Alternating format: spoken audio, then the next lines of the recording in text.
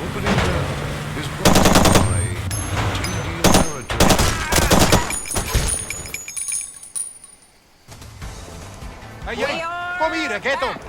Are we back? We are back, and we are ready for these bells. Mark, we wanted to just zip through with everybody before we open to give people a sense of the actually now. Ready. I don't have any list. I don't know who these people are. You don't have a list? No, either. I do not. We I don't have the apologize, list. We everyone. apologize. We do not know who is opening, ringing the opening bell, or Bio-Rad, it looks like, is ringing the opening bell. Rad, dude. But we are underway, and I do mean underway. We're getting trades on the board. We're down 50, but we should emphasize to everyone, it takes on a normal day quite a while to get an open. We didn't have traded this morning, so we're down 101. Futures market, interestingly, Mark, look at the huge gap between Chicago and New York. The NASDAQ opens everything. They are down 110 points on the NASDAQ. Yeah. So that opens everything simultaneously. So that was the extent of the interesting part. Yes. And a little bit more. What's interesting when you look at, we talk about what's been going on here, everyone wants to see how these news is seemingly so nefarious and unpredictable. The reality of it is you've got live people here. What they're trying to do is find the absolute best price. So they take longer to open up an individual stock.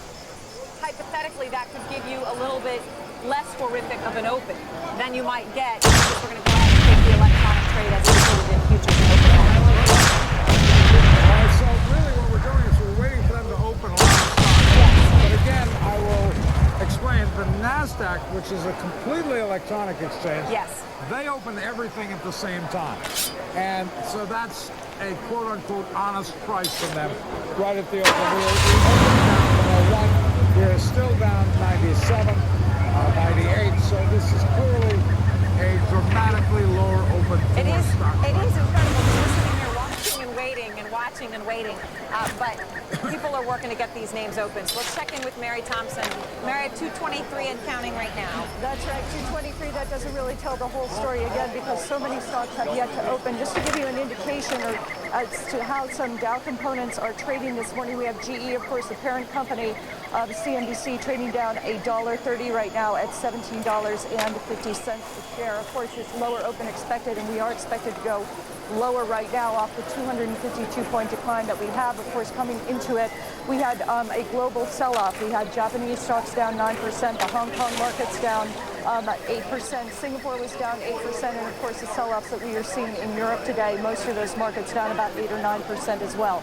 The concerns continue to be the deleveraging that we are seeing around the world by hedge funds and other investors, the recessionary fears that were brought to the fore today by the fact that the UK, its economy contracted for the first time in 16 years in the third quarter. Add to that the news that we're getting out of not only corporate of America, but corporations around the world. Toyota, poor sales in the U.S., basically causing it to cut its forecast for the full year. Sony also under pressure. Both of these, of course, Japanese companies, and of course the numbers or the warnings that we've been getting out of a number of U.S. companies as well today. Couple of points to watch today. 839.80 on the S&P 500. That was October 10th intraday low. A number of traders watching that. And just an indication on National City being acquired by PNC down 88 cents at $1.86. The Dow Jones Industrial Average off 384 points. Now let's get a check on the NASDAQ with Scott Wapner. Scott? All right, Mary, thanks so much. And just a note on those circuit breakers, just want to point out here that the NASDAQ does use the same circuit breaker as the NYSE in case there was any question regarding that. NASDAQ, as we said, fully open, down 6%. That is a loss of 100 points. Let me also point out that the Friars Club did the open this morning. I don't know if it's a good morning for a laugh or not. Perhaps we all are going to need one after the day today. But let's take a look at the big cap technology stocks here. Microsoft certainly set up for a down day after that disappointing outlook, talking about a slow economy and the impact there, slow spending, PC unit growth slower than expected, et cetera, et cetera. You get the picture there. eBay is down 6.5%. And really, you're seeing just broad-based declines across all of the major technology sectors. Apple's under pressure. Yahoo down 8.5%. Invesco 6.5%, Research in Motion 10%. I'd like to go through these in case some of you are actually listening on the radio right now, so you get a feel of really where the kind of selling we're hearing about now. Google 7%, Intel is weak. I've been looking at the Philadelphia Semiconductor Index for weeks now because it's dictated the trading here. We're down 6.5% on the stocks right now. Let's go down to the NYMEX. Oil down more than $4. Traders here working the phone say a lot of their customers are freaked out, waiting to see how low the Dow will go. They're focused on the Dow, not so focused on OPEC. Yes, OPEC did cut production by 1.5 million barrels per day, but it wasn't enough to stem the slide. The slide is due today to what we're seeing in the global equities market, and that's what these traders are focused on. They're looking at the slide in stocks around the globe, and oil is falling as well. But I must note that since the Dow has opened, we are not on the lows of the session. Oil had actually fallen below $63 a barrel. We are off of those lows, but still down $4.40 here at the NYMEX. A lot of folks in the developed countries are saying that OPEC cut should never have happened. The International Energy Agency is saying that it's going to do more harm than good to the world economy. Rick Santelli, over to you in Chicago. Well, thank you, Sharon. You know, a lot of traders down here are actually amazed and impressed that the markets didn't do actually worse. The spiders were fairly accurate in where they priced pre-opening. If you look at what the lows of the S&Ps are, right now we're still 10 points above, but everything's happening fast. Interest rates right on the opening at the lowest prices for equities actually saw their yields move up a bit and their price move down, which also makes sense because many people this morning, due to the uncertainty of equities, the wide bid-offer spreads, the lack of big places to trade with big volume, well, they hunkered down in there. Now some of those buys are moving and doing what they need to do in equities, pulling those out. But let's be clear, things like a 30-year bond, which had some very strange anomalies yesterday in the 30-year swaps, was a prescient indicator. 30-year yields, for many reasons, are now at the lowest level, or were at the lowest level they've ever been at. Mark Haynes, back to you. All right, thank you very much, Rick Santelli. We have all 30 Dow stocks open. The Dow is down 436 points. I don't know whether all 500 of the S&P stocks are open. It is down 47 3/4. The futures are pretty much, after a big dip, down to minus 68 or so. They are back to more or less minus 60. It's an extremely volatile situation. NASDAQ bounces come up, it slows down to 6.5. So, what are the pros doing? Should we care? Joining us, Wendell Perkins, Chief Investment Officer with Optique Capital Management in Boston. Chris Meyer, Senior Market Strategist. Yes, good morning. I do think this is a buying opportunity.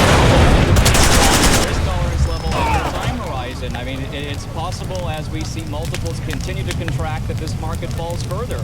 But at some point, we're going to see a stabilization and just a tremendous snapback. And if you look at how a lot of these stocks are priced in this market today, they certainly are as attractive as we've seen in 15 to 20 years, which has to be a good opportunity at some point in this market. Rich, what's the view from Boston?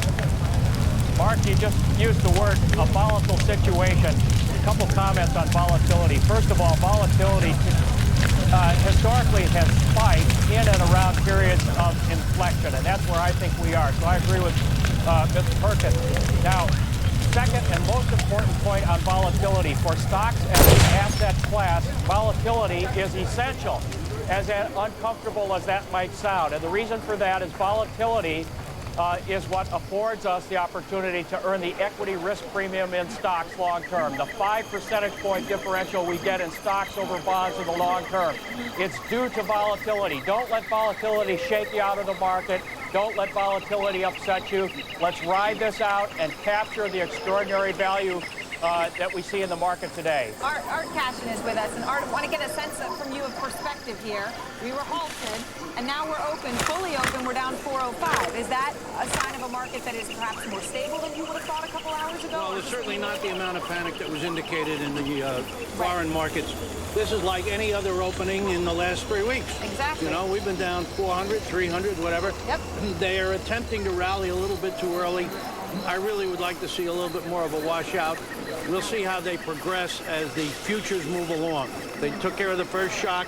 And if we get a second wave of selling, we'll be there. You know, I've been writing for 4 weeks about that 1,000-point, maybe 2,000-point bottom. Monday's the best day of the year, last Monday in October, to put in a bottom.